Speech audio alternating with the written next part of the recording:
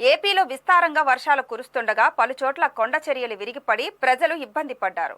ఎన్టీఆర్ జిల్లా పశ్చిమ నియోజకవర్గం 51వ డివిజన్ శ్రీ తెల్లప్రోలు రాజా హైస్కూల్ పక్కన Pithani Appalaswamy street labour Congress office వెనుక భాగంలో కొండపైన కురిసిన భారీ వర్షం కారణంగా 2 ఇళ్లు సపోర్టు గోడ మెట్లు కూలిపోయాయి. అయితే అప్పటికే ఆ ఇళ్లలో ఉన్న నివాసితులు అప్రమత్తం కావడంతో పెను ప్రమాదం తప్పింది. ఏరుసు రమణ ఇల్లు పూర్తిగా ధ్వంసం కాగా పక్క ఇంటి సపోర్టు గోడ కూలిపోయింది. అలాగే పొట్టూరు దుర్గారావు ఇంట్లోకి భారీగా నీరు చేరడంతో చిన్నపిల్లలు మహిళలతో ఆ కుటుంబం తీవ్ర ఇబ్బందులు పడుతున్నారు.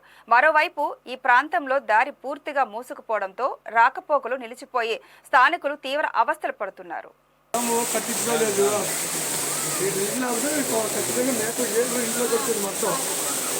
ఆ గీటి పగిలిపోయింది. ఆ ఎదురు రాత్రి కాల్పడి చేస్తే పొద్దున వస్తారు.